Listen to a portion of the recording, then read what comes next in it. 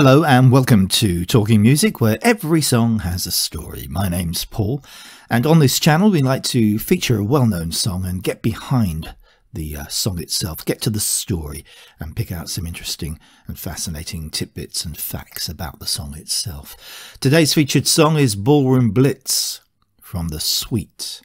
Now, The Sweet were Brian Connolly, who sang lead, Steve Priest, who was kind of second lead and played bass, Andy Scott, lead guitar, and Mick Tucker on drums. And The Sweet are a band whose development you can actually track by listening to their music. Their early stuff was completely different to the stuff they sort of transgressed to a couple of years in after being successful. They had minor US success with 4 hits during the 1970s, this being one of them, but were a leading chart act in the UK and very successful across Europe through the first half of the 1970s, their heyday 71 to 75. Their music started off as bubblegum and pretty lightweight, just ordinary pop music, funny, Coco, songs like that. But through 1972, no doubt influenced by T-Rex and David Bowie, their music took on more of an edge, with their songs sounding a little bit more edgy. Little Willie, Wigwam Bam were a couple, heavier guitar, stronger vocals. And so did their costumes when performing these songs. They became much more of a glam rock outfit. And in 1973, they really began rocking out and they made some great pop rock. Songs like Blockbuster, Hellraiser, Teenage Rampage, and of course this one, Ballroom Blitz. The early singles. They thought we were only in it for the money. Yeah, they were very commercial. You know, it was down to the producer, really. It wasn't, that record's good because The Sweet did it. It's not hip to dig The Sweet, so we'll knock them. The songs were written by Nicky Chinn and Mike Chapman, and the sound of The Sweet garnered fans not only from teenagers, but from real rockers too, who really admired what they were doing. They were part of the glitter glam rock wave and had their most successful year in 1973. And this was a year when America was still making its mind up over the phenomenon. It appeared that Britain and Europe lapped up glam rock. America was more hesitant, and before they truly made their mind up over it, along came disco, and that really took off. It would appear that only Bowie and Elton John came through in the States after that, and you could argue quite well actually that they were bigger than the genre. Ballroom Blitz made top 5 in America in 1975, but was issued as a single in the UK 2 years before that. And this delay showed that the Sweet's American record company was a little on the fence over the band, but the American audience, with what they were allowed to hear of the Sweet, thought they were fun and were interested in what they had to give and probably wanted more. Just like T-Rex, the Sweet's lyrics were a little nonsensical, but also like T-Rex, the music surrounding them was absolutely terrific.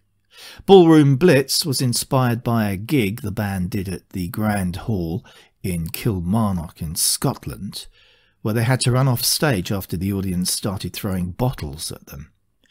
When the news got back to Nicky Chinn and Mike Chapman, a basis for their next song was established. It gave them the song title Ballroom Blitz, which sounded best after trying out Concert Blitz, Disco Blitz, Nightclub Blitz, and Lord only knows how many other Blitz. Mike Chapman said that the song is loosely about a singer hallucinating on drugs, that his latest song didn't make it. Now, if you can get that from the song lyrics, then you're a better interpreter of the song than I am. The demo that Mike Chapman gave us was abysmal. It was awful. We had to, it sounded like a watered down Mark Bolan song. So Phil Wayman, we were sitting there going, I don't know what we're going to do with this. And Phil Wayman came in at last, and with the Sandy Nelson type drum beat, he went, I've got it. And we went, you've got it. And that's when the whole song came alive, because it was abysmal before that. What is different about this song is that there's a band roll call at the start over mixed drum beats. Brian asks them if they're ready to start, which is a great way to introduce the band to its audience, I suppose. But by now, late 1973, the Sweet were very much established in the UK, so maybe this was intended to be the song to get them up and away in America.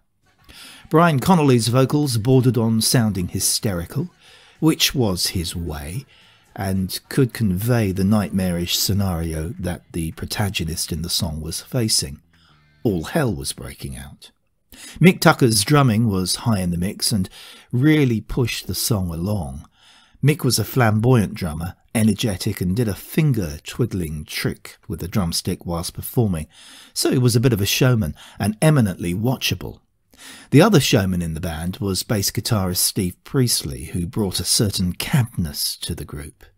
The other member was Andy Scott, who, along with Brian Connolly, was just really good at what they brought to the band, a lead guitar and, of course, a strong vocalist. As with most Sweet songs, they start with a guitar riff, and the guitar riff in this one is, once again, going back to the old style of a lot of songs in the 60s used to have this, you know, this sort of Chuck Berry type of thing. It's just another play on that, where you've got...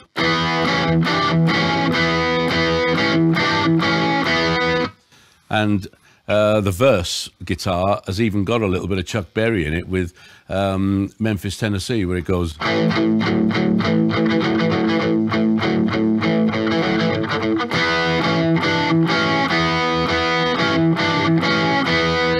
So it's quite simple in its way, but if you don't play it right, it doesn't sound right.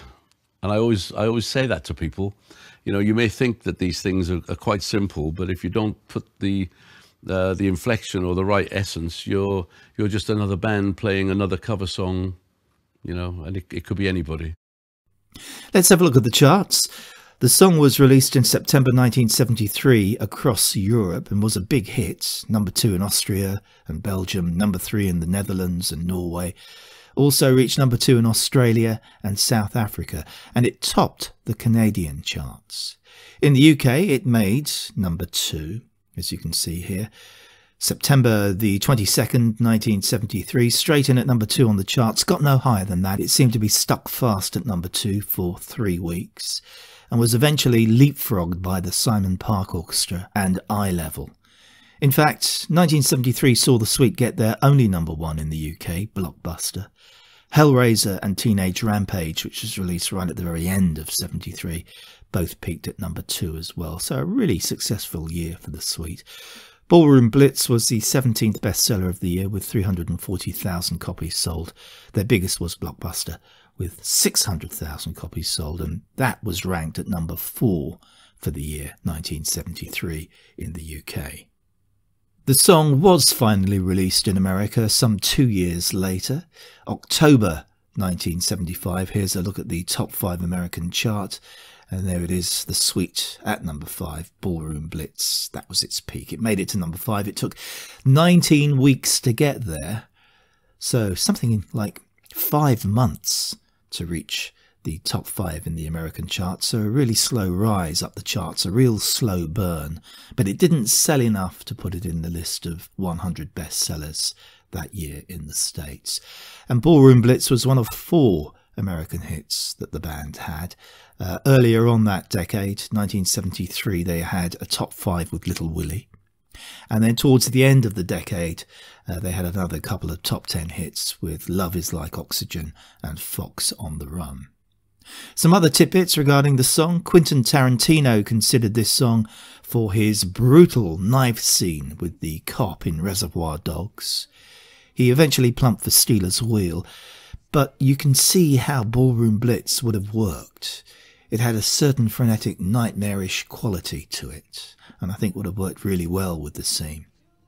Also, keeping the movie connection, Tia Carrere did a first-rate cover of Ballroom Blitz in the 1992 movie Wayne's World. The Sweet, when they really got going, or should I say really got rocking, were great fun to watch and great fun to listen to as well. They certainly had their band of fans, and that included real heavy rockers as well, who really dug what they were giving them. They certainly left their mark on the British and European charts of the 1970s, if not so much in America, but then nearly all glam rockers fell down at the American hurdle. And again I'll say it because I did for T-Rex, and it's true for the Sweet as well. The UK's gain was America's loss. That was the Sweet and the Ballroom Blitz. And that's it for another Talking Music, where every song has a story. Do subscribe to the channel. You can see the subscribe button down below at the moment. Just click it, and that'll be your gateway to a whole raft of other featured songs on this channel where we get behind the music. So click on the subscribe button, and hopefully I'll catch you in another video. So till then, bye-bye.